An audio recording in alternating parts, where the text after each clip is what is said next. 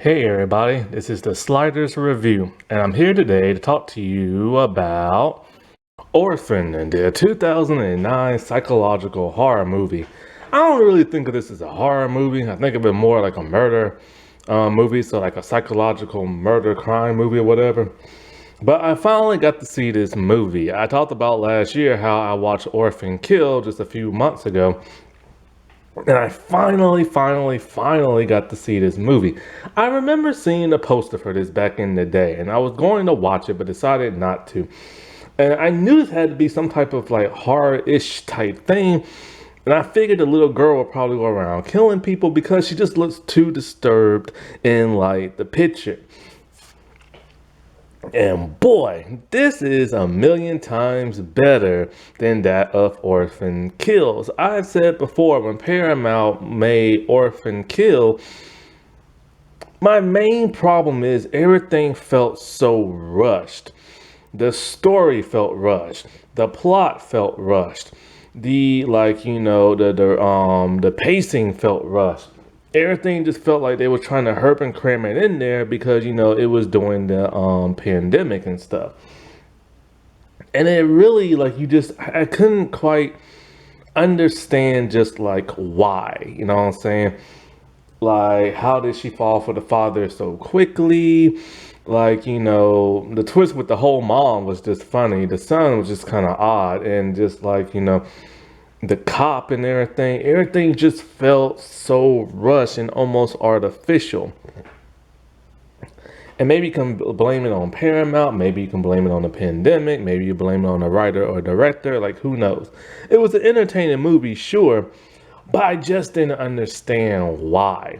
And so when watching this movie, this one is just like leaps and bounds, like so much more better than that Orphan Kills. And I know Orphan Kills came out second, but I wanted to watch the prequel first. Plus I had Paramount Plus.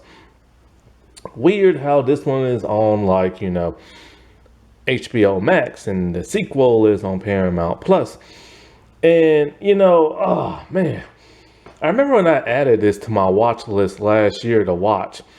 I added a bunch of horror movies. I added all the Final Destination movies, the Conjuring ones, the Annabelle ones, and so I finally got a point to I was able to finally watch this movie now because I had like other streaming sites and I was trying to hurry and get through those before they expire. And I knew my HBO Max was gonna last a whole lot longer, so I finally able to get to some stuff. Man, freaking HBO Max, they took off every single last Final Destination movie. I reviewed the first one last year because I own it on DVD. The other ones, I've seen the second one years ago, and I've seen one either 4 or 5 years ago, but the others I haven't. And so I wanted to just rewatch those movies, and now I get freaking HBO Max, man, I swear. Now, I have seen all the Conjuring, like I said before, and all the Annabelle ones, and surprisingly, HBO Max has taken those off as well. But not all of them. They took all the Annabelle movies off in the second Conjuring.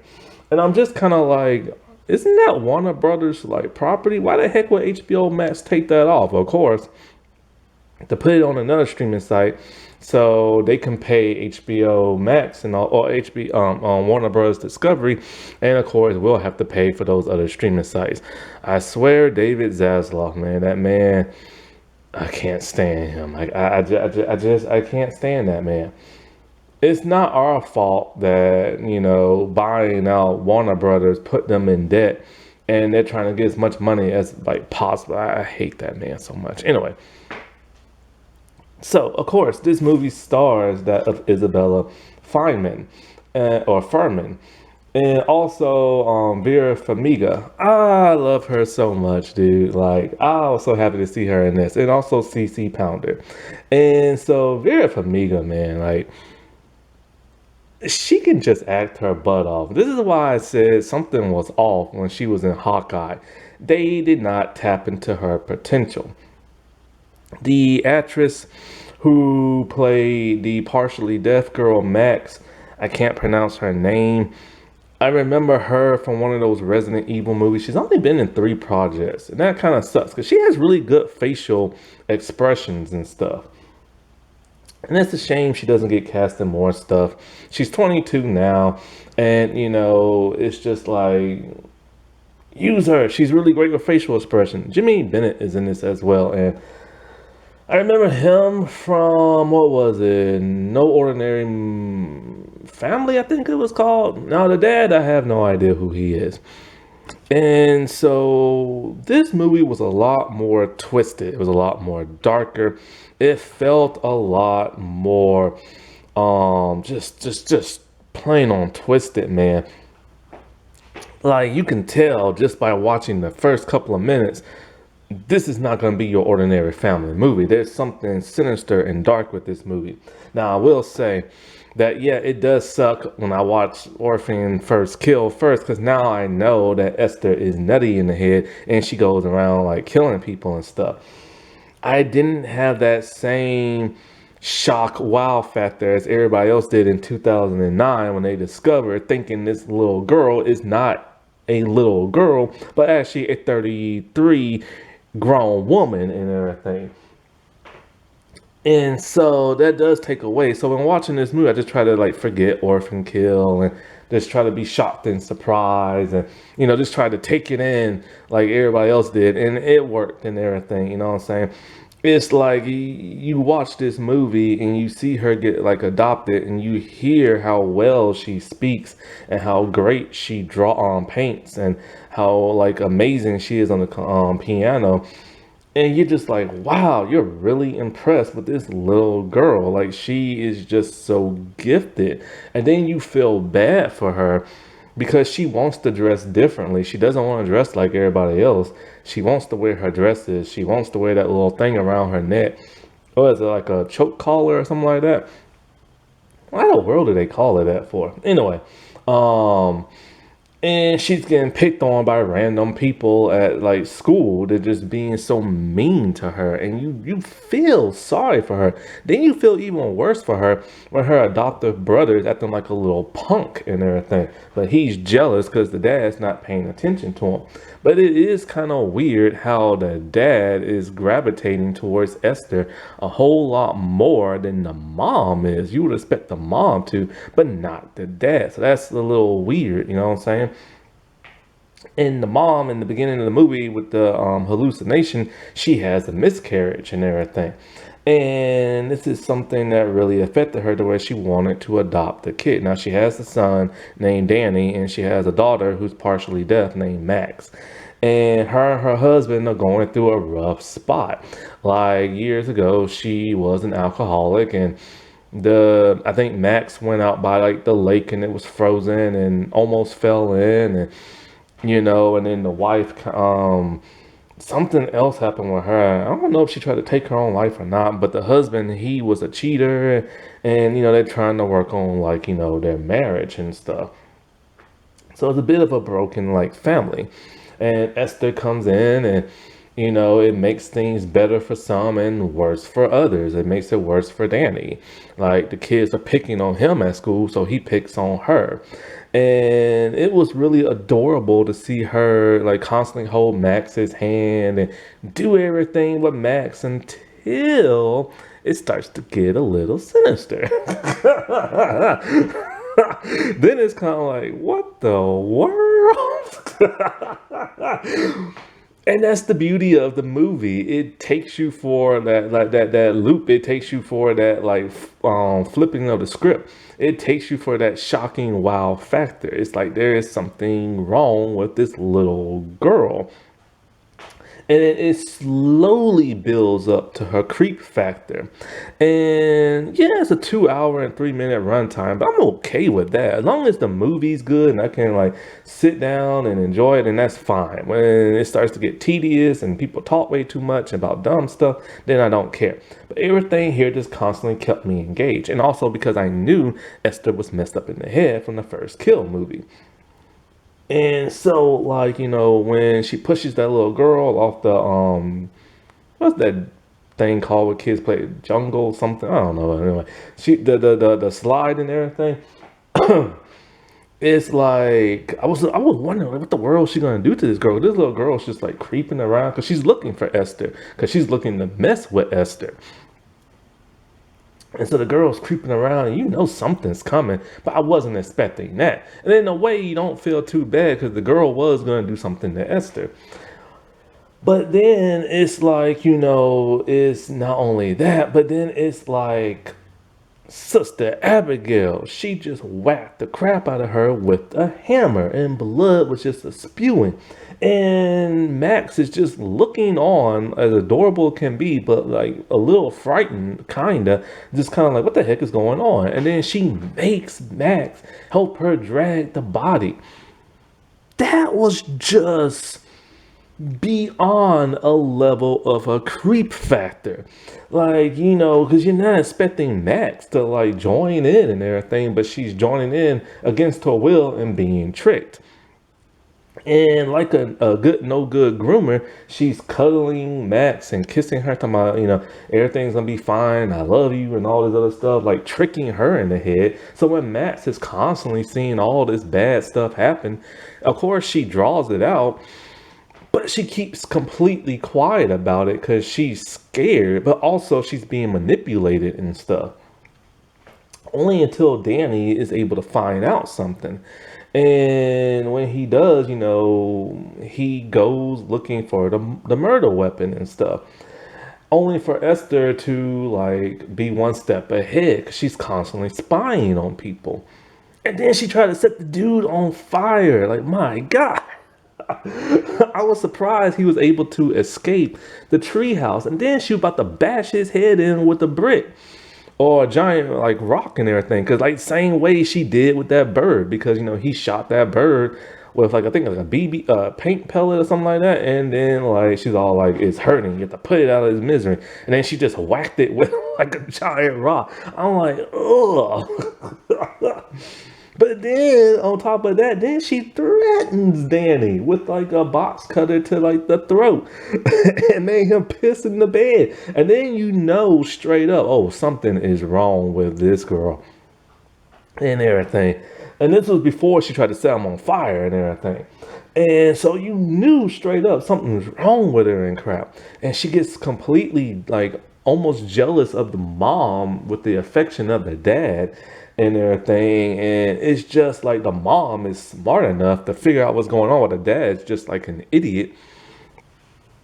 And it makes for a really good psychological thriller type movie. And to the point where she desperately is trying to get rid of Danny. So she tries to smother him in the hospital bed, but she's smart enough to take the heart monitor thing off and put it on her finger. Oh my God, dude. But like, it's just like, the mom, she flips out and then she's hospitalized. And so Esther is getting everything that she wants. There's only like, she got rid of, well, the boy, he survived after he kind of died, but they resuscitated him. But then his fate is unknown after that. They said they had a pulse, but they didn't say if he lived or died. Then, of course, the mom is being detained in the hospital, so now she has the dad all for herself, and Max is going to keep quiet and everything, so she doesn't have to do anything to her. But then it was really screwed up how like the mom confided in her about losing the little girl and her unborn baby, and she grew those plants with the ashes, and Esther's like, mommy, I picked you these flowers. I'm like, holy crap. That was just evil. That was just like, that was worse than trying to kill someone. That was just like evil, pure evil and everything. But the really creepiest thing is when she tried to seduce the father. And because at that time, nobody knew she was a 33-year-old woman. So here she is dressed in this skimpy outfit, makeup on her face, and just seducing him and kissing him on the cheek. And that was disturbing because at this time, Isabella really was a kid. I think she was only like 12 years old or something like that. Now in Orphan Kill, she's like 22 and everything. And you can tell now the difference. Like now when I see the difference between, like, okay, yeah, I can see like the kid cheeks in like the first movie, and then the second movie, the more elongated face and the older appearance, which is kind of how she's supposed to be, because she is supposed to be like an adult woman looking like a kid. So in Orphan Kill, she has more of that like appearance and everything, as opposed to the first one where she just looks like straight up a kid and everything. And so, like, he rejects her and she stabs the crap out of him and everything. And Isabella revealed a long time ago that this movie really disturbed her. Like, it just really creeped her out. They had her doing a lot of crazy stuff, especially like with the gun and playing Russian roulette with Max and everything. And it's just like nuts. Only, of course, for the mom to do her investigation, and she finally gets confirmation that, yo, you ain't got no little kid. You got a grown 33-year-old woman. And not only that, but she was in a mental institution. And not only that, but she tried to seduce the husband of like this one family. And then when he rejected her, she killed the family and him and burnt the house down, which we got to see in Orphan Kills, which didn't really, it added up, but it didn't. Because, like, yeah, she did like the father. She didn't really try to seduce him, because he came home and saw all this craziness happen, and she didn't set the house on fire. It, like, on purpose. It just kind of happened with all the crap that was going on. And not to mention the mom was crazy herself and had killed like all this other crap. So it didn't really add up the way they said to make it so intense, because they tried to make her sympathetic a little bit in Orphan Kill, but just like by a little. But like, this is what's so confusing. So she has a Bible with tons of guys' pictures in it, because, after Orphan Kills, 13 years passed, and she's been just doing this thing, finding a family, seducing like the fathers, and then killing them and stuff like that. So she has all these pictures.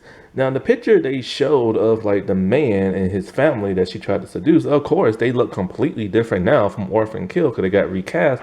But it's also a little weird because it's shown that it was two little girls, and that's not how it was in like, Orphan Kills. It was the father, the mother, and their older son and stuff. So maybe that was a picture of just somebody else, but I don't know. Like, if you're gonna recast and everything, at least recast the two girls or something like that. I don't know. Anyways, and so, the mom comes back and she's trying to kill Max, and because Max saw everything, I'm like, oh, poor Max. And so, like, they have it out, they out in the outside, and they're by the lake, the same lake where Max almost died. And I was surprised Matt picked up that gun and tried to shoot Esther, but missed and hit the ice instead. And of course, they're fighting in the water. But when all this was happening in the third act, they actually tried to make Esther finally look older in the face with the makeup and the prosthetics and everything. She looked like a creepy woman. Like, just like really creepy and stuff. And of course, the mom just like kicks her in the head and snaps her neck, which there's an alternate ending where that does not happen. And I don't know, that was just some kick. That kick was a little too powerful. I wish she would have killed Esther a different way, stabbed her, hit her in the head, shoot her, something like that. But just like some sweet chin music to like the head and snap that neck and had her drown, that was just a little too superficial and everything. But like, when it comes to this movie, they want to make a third. And I hope they do, because this is an interesting franchise. But it's kind of like, what the heck are they going to do now? Like, do we want to see another movie where it's another family and she seduces the father only to be rejected to try to kill them? Because they can make it in between, because there's a 13-year gap, remember? I really don't want to see that again. Now, there's a picture she painted of a school burning down with kids in there, because her artwork is like disturbingly cool in a way. Like she'll paint things like a person's face or a school, but then she uses that other stuff, that hidden, like, paint type stuff, where you have to use a black light to see it. And so you see the normal picture of the woman is actually a knife to her head, and the kids are in the school and it's burning down and it's disturbing. And she made like all these pictures of herself and like the father naked, like doing it and everything. And but it's that school picture. I think they did say a school burnt down that she went to or something like that. If they make a third movie, I say make it on that. Now, this is inspired by some true events. There's a woman, I forget how old she is, but basically she kidnapped and tortured and starved this one family. And then when she fled from the cops, she pretended to be like a 13-year-old boy who had went missing. So, yeah. But then, of course, this movie had some backlash because people in orphanage and adoption agency and stuff, they said this is a bad representation of like adoptees and everything. And I can totally understand that. It can give people fear that, hey, your child might be a grown person. Now, they did use this plot for a TV show called Slasher in season 4 with Appa. I talked about that before. Go watch that. Because Appa, she looks like a little girl, but she's really like a Russian grown woman who's tried to seduce the father and kill the mother and everything. And yeah. So this movie had an impact big time and stuff. Alrighty. Well, I'll talk to y'all later. Bye.